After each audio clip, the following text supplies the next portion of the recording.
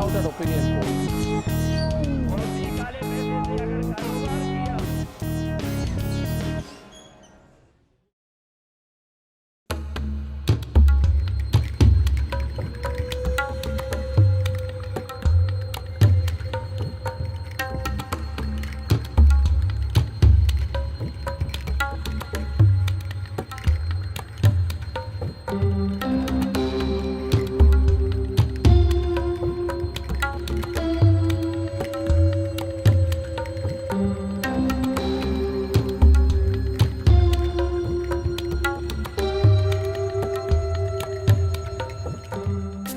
Welcome to another election show. Today with us, Mr. Pramod Muthalik. He is Chief of Sri Ram Sene. Welcome, sir. हम लोग आपका चुनाव cover कर रहे थे और आज मुथालिक साहब ने अपना घोषणा पत्र जारी किया है श्री राम सेने का, और वो कर्नाटका के जो उडुपी जिला है, उडुपी जिले की करकला सीट से चुनाव लड़ रहे हैं और उनके सामने भारतीय जनता पार्टी के जो सिटिंग एमएलए हैं, मिनिस्टर भी हैं, सुनील कुमार हैं। तो एक तो मैं जानना चाह रहा हूँ सर कि ये जो आज आपका मैनिफेस्टो जारी हुआ है, ये इस मैनिफेस्टो में सबसे इम्पोर्टेंट चीज़, जरूरी जो पॉइंट्स हैं, मैं देख पा रहा हूँ कुल इसमें 2, 3, 4 पॉइंट्स है। वो चारों पॉइंट्स, इम्पोर्टेंट पॉइंट्स क्या क्या है? देखिए, यहाँ टोटल डेवलपमेंट का हमने सोचा है। कारकल ये जो क्षेत्र है, कॉन्स्टिट्यूंसी है, इसमें 2 तहसील आते हैं, एक कारकल और दूसरा हेब्री। हेब्री टोटल नेग्लेक्ट हुआ है। वहाँ अभी तक तहसील लेवल का हॉस्पिटल नहीं है और अंडर ड्रेनेज जो है उनका भी व्यवस्था नहीं है। वहाँ का गवर्नमेंट का ऑफिस भी वेल नहीं है, वेल सेटल नहीं है। तो वहाँ बहुत पिछड़ा तालुक है। ये अभी जो मिनिस्टर है उसको नेग्लेक्ट किया है। तो विलेज का रास्ता टोटल खराब है, यानी विलेज का रास्ता उन्होंने नहीं डेवलप किया है। तो रास्ता का भी हमने डेवलप करेंगे, ऐसा मैनिफेस्टो में हमने डिक्लेयर किया है। सो ऐसे हमने एक 4-5 एक और चीज आपके प्रेस कॉन्फ्रेंस में हमने सुनी, वो है यहाँ का जो सिटी सेंटर है उससे जुड़ा कोई मसला है जिसके बारे में आप बता रहे थे। वो क्या मसला है? उस टेम्पल से जुड़ा क्या मामला है? यहाँ एक गवर्नमेंट, धार्मिक दत्ती का एक गवर्नमेंट का अंडर में मारीगुड़ी बहुत फेमस है। इसको हमने ग्राम देवता कहते हैं। यहाँ के 32 विलेज का सब भक्त है। अच्छा, मंदिर है? मंदिर, तो मंदिर ये गवर्नमेंट के अंडर आता है। यहाँ एक जीर्णोद्धार यानी प्रतिष्ठापन किया, तो उसका एक समिति बना। समिति के अध्यक्ष यहाँ के मंत्री थे। तो गवर्नमेंट का एक रूल है कि जो कमेटी में रहते हैं उनका क्रिमिनल बैकग्राउंड नहीं होना चाहिए, क्रिमिनल केसेस नहीं होना चाहिए। ये जो अभी कमेटी बनाया था वही अनुर्जित है, उर्जित नहीं है, इलीगल है। दूसरा, मंदिर के अंदर ही एक वेल कुआं का कॉन्ट्रैक्ट एक मुसलमान को दिया है, रफीक ऐसे इनको कॉन्ट्रैक्ट दिया है, वो भी इलीगल है। क्यों? का नियम है, मंदिर के पास यानी 100 मीटर अंतर में अहिंदू को प्रवेश नहीं, इनको व्यापार नहीं करना है, इनको कॉन्ट्रैक्ट नहीं देना, ये नियम है, कानूनी है। तो इनको कानून तोड़कर इनको कॉन्ट्रैक्ट दिया है। वही मंदिर से अभी पूजा होता है, स्नान होता है, नैवेद्य होता है, तीर्थ देते हैं। तो अपवित्र हो गया है मंदिर का जो कुआं है। आपका कहना है कि रफीक से वो कॉन्ट्रैक्ट वापस लेना चाहिए? नहीं, वापस तो अभी हो गया है, अच्छा, हो गया वापस। हो गया है। अभी क्या दिक्कत है? नहीं, मैं कहता हूँ जो दिए हैं ना वो नियम बाहर है, तो उनको ऊपर एक्शन लेना चाहिए। जो रफीक है गोभक्षक है। मेरा अगला सवाल आपसे है कि भारतीय जनता पार्टी और आप श्री राम सेने, आइडियोलॉजिकली ये माना जाता था कि आसपास की ही चीज पार्टियां हैं दोनों। ये वो क्या चीज है जिसकी वजह से आप बीजेपी से इतना नाराज हो गए? बीजेपी ने पिछले 5 सालों में हम देखें तो उसने काउ स्लॉटर लॉ बनाया, उसने एंटी कन्वर्जन लॉ पास किया यहाँ पर, फिर उसने यहाँ पर हिजाब बैन को भी समर्थन दिया अपना। फिर भी आप क्यों बीजेपी से इतने नाराज हैं? देखिए, बीजेपी एक हिंदुत्ववादी पार्टी है।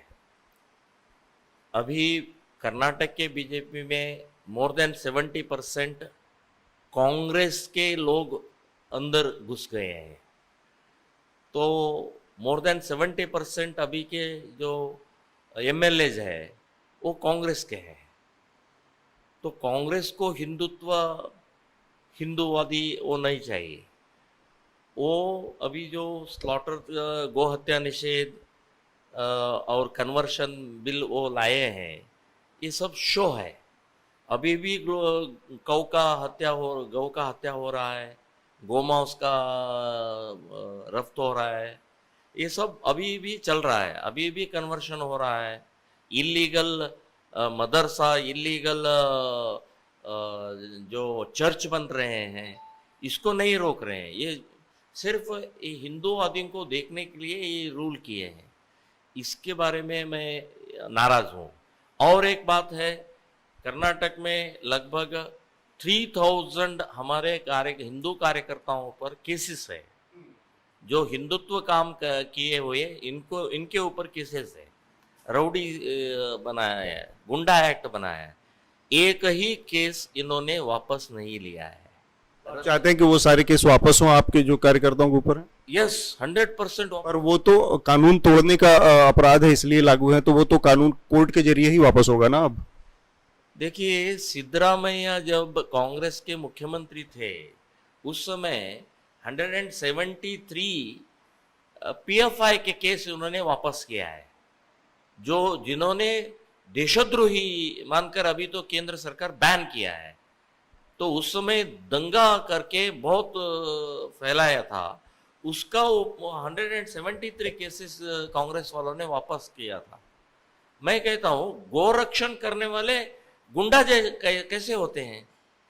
हमारे माँ बहनों को जो लव जिहाद में उनको बचाना केसेस डालते हैं। ये केस किस लिए है? तो हिंदुत्व का रक्षण करने के लिए हम जा रहे हैं, हम गुंडा कैसे होते हैं? तो इसका केस जो कांग्रेस वालों ने हम पर डाला है, वो आप चाहते हैं कि बीजेपी वापस लेना चाहिए। और एक सवाल मेरा ये कि बीजेपी, आपने अभी अपने चुनाव प्रचार के दौरान कहा कि बीजेपी वाले अगर आपके यहाँ वोट मांगने आते हैं तो आप उनको चप्पल से मारो। तो ये अगर इस तरह के बयान आप देंगे और फिर चाहेंगे कि वो आपका बात भी माने, ये दोनों बातें कैसे साथ होंगी? नहीं, मैं एक बयान ठीक था?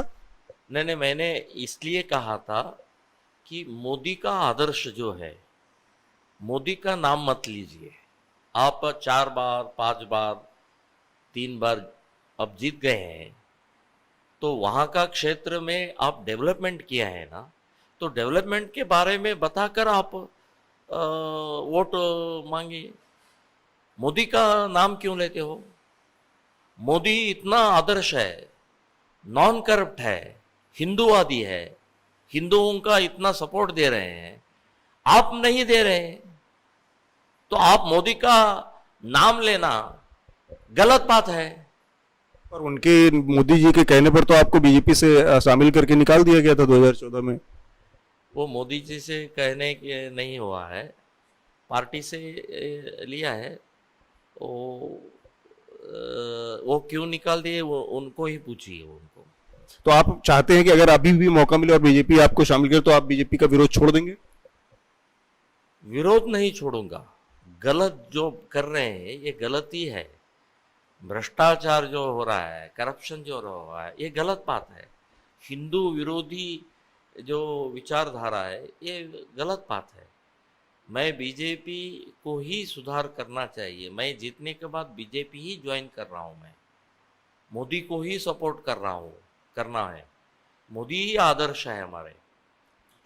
तो बीजेपी को ही सुधार करना है, बीजेपी को ही इस थोड़ा सा इससे नहीं लगता कि आपके वोटर थोड़ा कंफ्यूज हो जाएंगे कि आप एक तरफ कह रहे हैं कि बीजेपी से आप लड़ाई लड़ रहे हैं और बीजेपी के लोग वोट अगर मांगे उनको तो चप्पल मारो, और फिर आप कह रहे हैं कि आप बीजेपी को ही सपोर्ट कर रहे हैं और उनके साथ ही मिलेंगे चुनाव के बाद, तो इससे वोटर कंफ्यूज नहीं हो जाएगा आपका?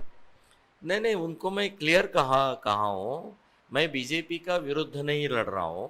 बीजेपी में जो अभी एमएलएज है वो करप्ट हो गए, तो करप्शन के विरोध में मैं खड़ा हूँ। और हिंदुत्व का विचारधारा को अपने बाजू में रख रहे हैं, तो हिंदुत्व का प्रखर हिंदुत्व आचरण होना चाहिए। इसलिए मैं स्पर्धा कर रहा हूँ, मैं लोगों को बता रहा हूँ। तो एक चीज अगर जैसे आप भ्रष्टाचार के, और आपके प्रेस कॉन्फ्रेंस में भी आपने बार बार जोर दिया कि करप्ट हो गई है बीजेपी या उसके नेता जो है वो कुछ करप्ट हो गए हैं, तो ये इस चुनाव का एक बड़ा मुद्दा है। कांग्रेस पार्टी भी कह रही है कि ये 40% पेसीएम सरकार है जिसमें 40% दे के काम करवा जा रहे हैं। आप भी कह रहे हैं भ्रष्टाचार, तो ऐसा लग रहा है कि भ्रष्टाचार के मुद्दे पर प्रमोद मुतालिक और कांग्रेस साथ साथ हैं। भ्रष्टाचार तो 100% हो रहा है। कांग्रेस भ्रष्टाचार के बताने के लिए नालायक है, वो लायक ही नहीं। यहाँ 60 ईयर्स कांग्रेस का रूलिंग था, तो भ्रष्टाचार का बहुत उनके ऊपर आरोप है। हमारे देश का पैसा लूटकर वो सब बाहर रख दिया है। तो भ्रष्टाचार बारे में कांग्रेस बताने का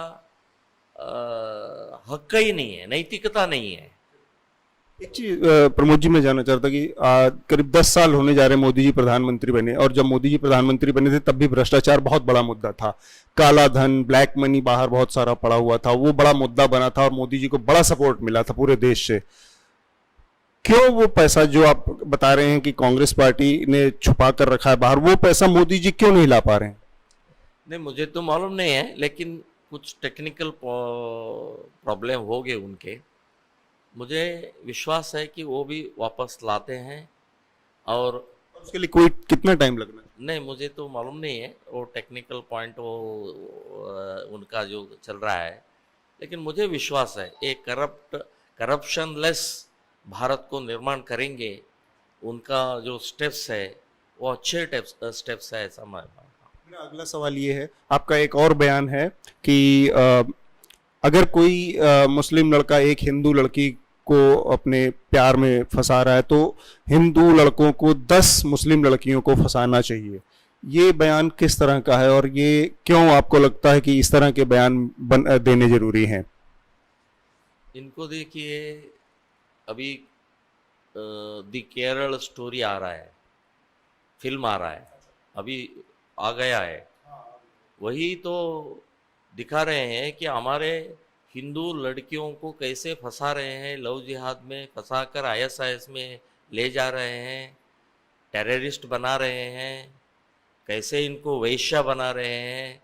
यही स्टोरी अभी जो बन रहा है, हाँ, केरल का स्टोरी है। मैं कहता हूँ 100% करेक्ट है। मैं आपको कहता हूँ 2009 में लव जिहाद का शब्द मैंने ही प्रारंभ किया है। लव जिहाद के बारे में पहला, सारा देश में पहला बुक मैंने ही रिलीज किया है। लव जिहाद के जो चित्र है, आधा हिंदू आधा मुस्लिम का चित्र है, वही मैंने फर्स्ट यहाँ से ही ये किया है, आर्ट किया है। आपने उसमें ये भी कहा कि जो लड़के 10 मुसलमान लड़कियों को फंसाएंगे उनको आप पैसा देंगे, नौकरी देंगे। ये किस तरह का बिजनेस मॉडल है कि जिसमें लड़के केवल घूम घूम कर मुसलमान लड़कियों को फंसाने का काम करेंगे और फिर वो प्रमोद मुतालिक उनको जॉब देंगे? आपने ये कहा, ये किस तरह का बिजनेस मॉडल है और ये क्या लड़कों को और किसी क्रिएटिव काम में नहीं लगाया जाना चाहिए, समाज को आगे बढ़ाने के काम में, अपना बिजनेस के सेटअप करें, कोई और काम करें, पढ़ाई लिखाई करें, आगे बढ़ें, बजाय इस तरह के काम में युवाओं को लगाया जाए? और आप कहाँ से पैसा देंगे या नौकरी देंगे, आपके पास क्या जरिया है? देखिए, मैं तो एक हिंदू लीडर हूँ। सो हिंदू युवक युवतियों को, हिंदू समाज को रक्षण करना मेरा जवाबदारी है। तो हमारे जो माँ बहन को जो उठा कर ले जा रहे हैं, इसके बारे में मैंने कहा था, तो उसको रक्षण करना चाहिए। तो उस समय मैंने वक्तव्य दिया है कि मुसलमानों को एक इशारा मैं किया हूँ, हमारे आप अपने लड़कियों को बुर्का डालते हो और हमारे लड़कियों को भगा कर जाते हो, ये गलत बात है। तो इसलिए मैं उस समय मैं वक्तव्य दिया हूँ। और जॉब देना ये सब गवर्नमेंट का काम है, मेरा काम नहीं। आपने कहा था कि ऐसे लड़कों को हम देंगे संरक्षण। मैंने कहा है कि घर में आपको बाहर कर दिया तो आपको प्रोटेक्शन देंगे, आपको जॉब देंगे।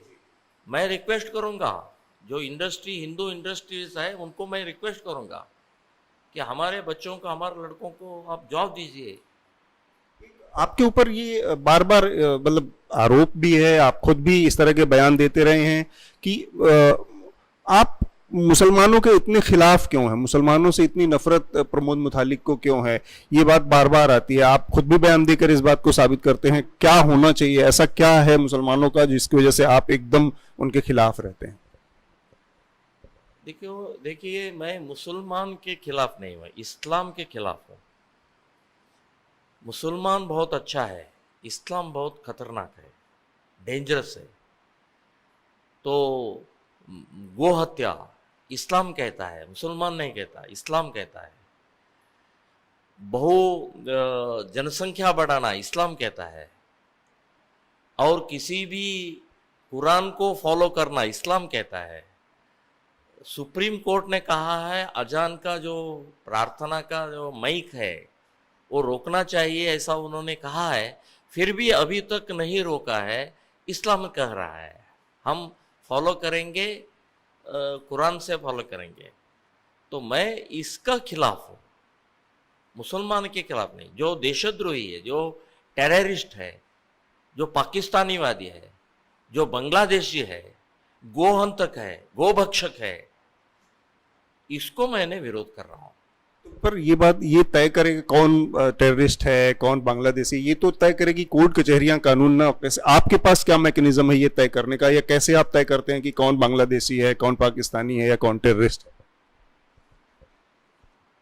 देखिए, उनको अभी अंदर आने से उनको सब आईडी मिलता है, रेशन कार्ड मिलता है, वोटर कार्ड मिलता है। टोटल करप्शन से ये सब उनको मिल रहा है, पाकिस्तानी हो, टेररिस्ट हो, सब मिल रहा है।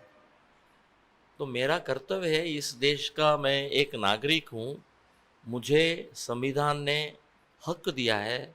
जो देश कंटक है, देशद्रोही है, समाजद्रोही है, उनको रोकना चाहिए, इनके बारे में सरकार को बताना चाहिए। मैं वो काम कर रहा हूँ। मेरे आखिरी दो सवाल से, एक तो कांग्रेस पार्टी ने अपना मैनिफेस्टो जारी किया है और उसमें उसने एक दावा किया है कि अगर उनकी सरकार बनती है तो पीएफआई और बजरंग दल जैसे ऑर्गेनाइजेशंस के ऊपर बैन लगाया जा सकता है। जब वो इस तरह के ऑर्गेनाइजेशन की बात करते हैं तो उसमें शायद श्री राम सेने का भी वो उनके ध्यान में हो, उनके दिमाग में जागरण वेदिके का भी नाम हो। ये सारी बातें हैं कि जो लोग कानून के बाहर जाकर या किसी तरह की हिंसा का सहारा लेते हैं या फिर उसमें, उनको बैन किया जा सकता है, ये उनका कहना।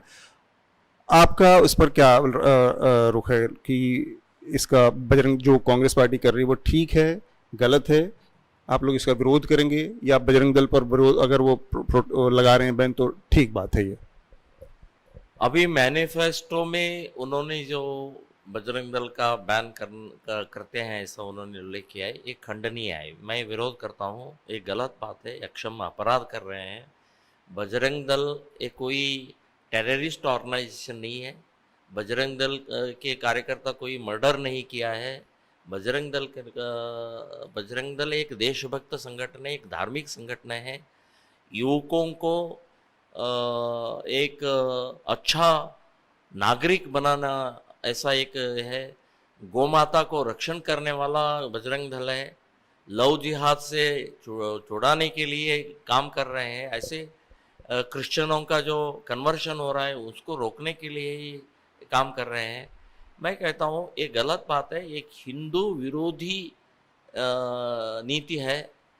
कांग्रेस पहले से ही स्वातंत्र मिलने से यहाँ तक हिंदू विरोधी हिंदुओं को विरोध करते आ रहे हैं, तो इसका ये कंटिन्यू हो रहा है। मैं इसको खंडन करता हूँ, विरोध करता हूँ। एक और सवाल कि जो मैं शुरू में एकदम पूछा था कि बीजेपी से आपकी क्या नाराजगी है, उसी कंटिन्यूएशन में मेरा सवाल है कि आरएसएस से आपको क्या नाराजगी? आप आरएसएस का हिस्सा थे, आप बजरंग दल और विश्व हिंदू परिषद से जुड़े रहे, क्यों आपने उनको छोड़कर आपको लगा कि हमको श्री राम सेने बनाकर काम करना चाहिए, आरएसएस से हमको अब अलग हो जाना चाहिए? उनसे क्या नाराजगी है? नहीं, मैं अभी भी आरएसएस हूँ। मुझे वो तो कहते हैं कि हमारा कोई लेना देना नहीं। उनको कहने दो। मैं कहता हूँ आरएसएस, एक बार आरएसएस ज्वाइन हो गया, मरने तक वो आरएसएस रहता है, वही कहते हैं। तो मैं अभी भी आरएसएस हूँ। आरएसएस संस्कार ही मुझे दिया है। अभी जो मेरे पास अच्छे गुण हैं तो आरएसएस के ही संस्कार से आया हूँ। तो मुझे मेरा जो प्रखरता है, मेरा जो कट्टरवादी है, वो कई लोगों को अच्छा नहीं लगा है, इसलिए मुझे एक अलग संगठन करना पड़ा। तो श्री राम सेना एक हिंदू संगठन है। आपको लग रहा था कि आरएसएस में रह के वो काम नहीं किया जा सकता? नहीं, उन्होंने ही कहा कि आप अलग रहिए, अलग रहिए, इसलिए मैं अलग काम कर रहा हूँ। उन्होंने कहा कि आप अलग होकर काम करें। यस। एक चीज़ और इसी से जुड़ा ये है कि आपका नाम आया जब ये गौरी लंकेश के मामले में जो पकड़ा गए मर्डरर, उसमें आप चार्जशीट में आपका नाम उन्होंने डाला, उस पर आपकी क्या प्रतिक्रिया? नहीं है, गलत मत बताइए। चार्जशीट में नाम है तो मुझे अंदर डालते थे। आप गलत ऐसा मत। नवीन ने जो बयान दिया था, बयान में उन्होंने जिक्र किया था नवीन, आपका बयान नहीं दिया। ये बोगस है, ये सब एक साजिश है। ये हिंदू जो लीडर है उनको फंसाने का साजिश है। ये गलत बात कर रहे हैं। ये गौरी लंकेश का हत्या जो हुआ है टोटली नक्सलाइट ने किया है। ये छुपाने के लिए हिंदू संगठन पर आरोप करने का ये कांग्रेस वालों का साजिश है। एकदम आखिरी सवाल सर मेरा, बस आप कई सारी बातें आपने बताई कि जिसकी वजह से आपका इस्लाम से टकराव है। क्या इलाज हो सकता है यहाँ पर मुसलमानों को? क्या उनका हिंदुस्तान में किस तरह से वो रहे? क्या उनका वोट देने का अधिकार छीन लिया जाए या फिर सारे मुसलमानों को कहीं अलग निकाल दिया जाए? क्या इलाज आपको लगता है कि इससे मुसलमानों के साथ जो आपका टकराव वो खत्म हो जाएगा और आप लोग शांति से मनचाहा अपना काम कर पाएंगे जो आप करना चाहते हैं? देखिए, मुसलमान यहाँ के ही अपने ही लोग हैं, अपने के समाज के हैं। कन्वर्टेड वो लोग हैं। मैं कहता हूँ यहाँ का जो कॉन्स्टिट्यूंसी है, अभी जो संविधान है, संविधान से ही वो यहाँ जीवन करना चाहिए। और यहाँ के बहुसंख्यक हिंदू समाज है जो पूजा पद्धति करते हैं, गौ माता को पूजा करते हैं। तो गौ माता का भक्षण करना, गौ माता का हत्या करना, ये इनको रोकना चाहिए। और अजान के बारे में जो उनका चल रहा है, अजान से कितने लोगों को तकलीफ हो रहा है, ये गलत बात है। मतलब अजान से तकलीफ हो रहा है या किसी और चीज से? Loud speaker? आप क्या बात? लाउड स्पीकर से। आप कह रहे हैं लाउड स्पीकर से तकलीफ? प्रार्थना के बारे में हम विरोध नहीं है। प्रार्थना करना ही अपना अपना धर्म है, वो करना चाहिए। लेकिन लाउड स्पीकर से जो हो रहा है तो उसको रोकना चाहिए, वो बंद होना चाहिए। आखिरी सवाल, अचानक से आपने संविधान की बात की कि संविधान के हिसाब से चलेगा सब कुछ और ये वो, पर आपका अपना संगठन कई बार संविधान के दायरे से बाहर जाकर काम करता है, कानून के दायरे से बाहर, जैसा 2009 में हुआ, जाके मारपीट किया गया, सीधे लोगों को मारा पीटा गया, या 2012 में घटना हुई। तो ऐसा बार बार ऐसा होता है कि आप खुद कानून और संविधान के दायरे से बाहर आपकी श्री राम सेने चली जाती है, तो फिर आप दूसरों से कैसे ये कह सकते हैं कि भाई हम संविधान और कानून के दायरे में काम करना चाहते हैं? एक ही उदाहरण नहीं है, हमने कानून तोड़कर काम किया है ऐसा एक उदाहरण नहीं है। जब तक कंप्लेंट होता है, पुलिस स्टेशन कंप्लेंट होता है, पुलिस को हमने बताते हैं, फिर भी काम नहीं करते, उस समय हमको हमारे कार्यकर्ताओं को गुस्सा आता है कि कितना कंप्लेंट दिया, ये कुछ नहीं काम कर रहे हैं। तो उस समय गुस्से के बारे में समय में वो हो गया है। 2009 में तो आप ही की बीजेपी की ही सरकार थी यहाँ पर, तो आपकी बात क्यों नहीं आपकी सरकार सुनती थी? नहीं, वहाँ जो पब का घटना हुआ, 8 कंप्लेंट्स है, 8 कंप्लेंट वहाँ के लोग दिए हैं। यहाँ सेक्स चल रहा है, यहाँ ड्रग चल रहा है, यहाँ हमारे लोगों को तकलीफ हो रहा है। 8 कंप्लेंट हो गया है, फिर भी कुछ काम नहीं किया। तो वहाँ के करप्ट जो पुलिस स्टेशन था उसको बता कर वो थक गए। बाद में हमको वो बताया वहाँ जरा गुस्से में कुछ गलत हो गया, मैं उसके बारे में माफ़ी मांग चुका हूँ। पर बेहतर ये ना होता कि करप्ट पुलिस स्टेशन वाला था, पुलिस स्टेशन का इंचार्ज था, तो उसके बाहर जाकर धरना प्रदर्शन किया जाता, उसका विरोध किया जाता, रात दिन जाके। बहुत दिन का हो गया, अभी पूछ कर आप क्या करने वाले हो? बहुत।